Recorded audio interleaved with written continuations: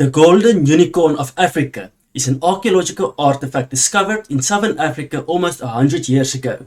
Hi, I'm Martin Dorfling from Cataclysmic Science.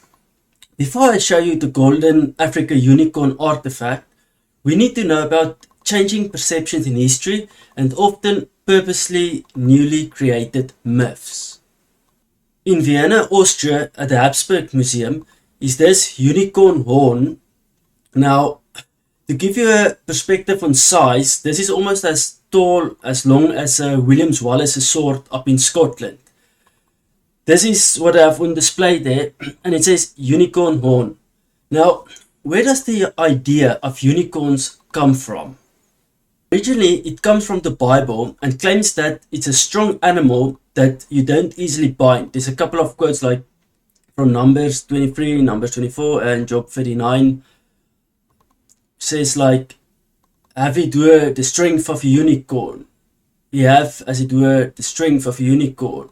Canst thou bind the unicorn with bands in the furrows? Now, here's the thing. Unfortunately, it isn't really the fantasy animal that we created in later legends. I myself wish it was a white horse with a long magical horn. But as I said, reality spoiled that for us. The real unicorn is as follows. The rhinoceros unicornus. Yes, that's right. So it's a rhinoceros today native to India called the Indian rhinoceros or the rhinoceros unicornus. Rhinos today are only in India and southern Africa.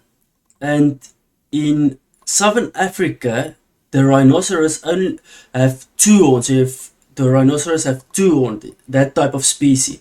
And the single horned ones, the unicornus, I believe it's a Latin word. And those unicornus are only in India. So here's a newspaper clipping I saw on the internet. It says an extinct rhinoceros bone found in Mycenae in the first evidence of fossil collection of Bronze Age Greece. So in olden days, rhinoceros were also in Greece, which would mean from South Africa, Greece, India. So there would have been rhinoceros throughout Egypt and Israel and Middle East, that areas. We don't really see a lot of evidence. Like I say, we only have that fossils there in Greece now. But we also don't have a lot of evidence of hippopotamus in Egypt, although through archaeology we know it's a very big topic. There was a lot of hippos in the Nile. Only a little bit of evidence remain. There's some ivory, but not really evidence that we uncover every day of hippopotamus being there. So yes, there could have been rhinos in Israel in that area. Now, let me not keep you too long. Let me show you this golden unicorn from Africa. This golden artifact is the rhinoceros unicornus, and it was found in Mapungubwe in southern Africa. And the site that I found it is believed to be 900 to 1300 AD, dating back to that era. So this is a map showing where it is. I'm on Google Earth Pro. There in southern Africa at the red dot, that is where Mapungubwe is located.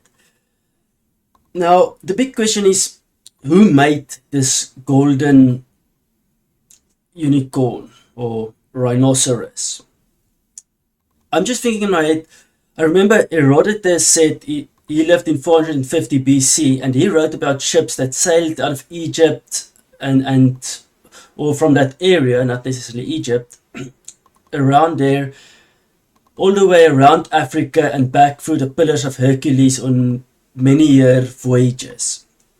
And in the Bible, King David sends out Phoenician ships to go gather gold and ivory so that his son Solomon can build the temple.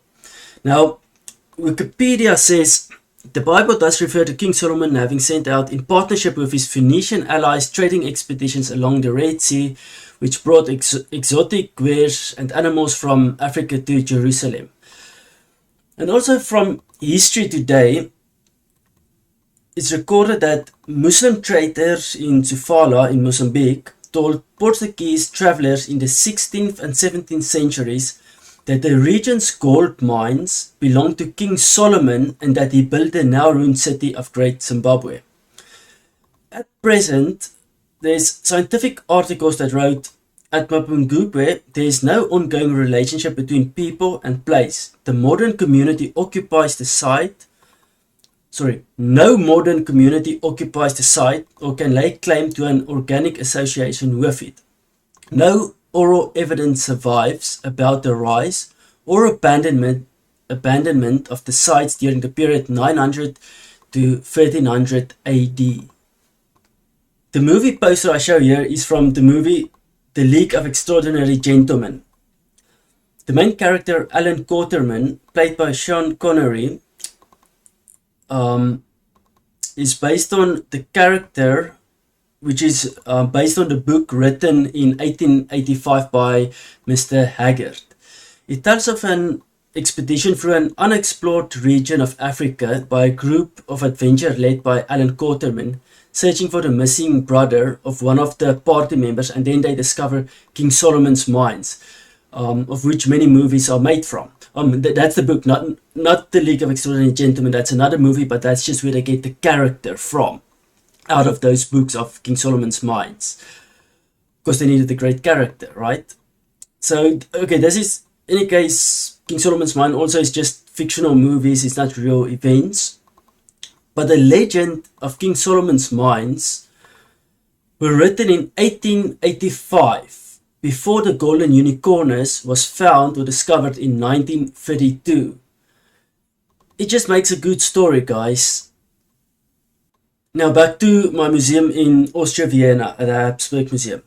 There's a cane or scepter with a decorative handle, and it's from the same similar wood that the unicorn horn is made of. But funnily enough, this is a unicorn horn and this is just a cane, and it's literally just around the corner from each other in the museum.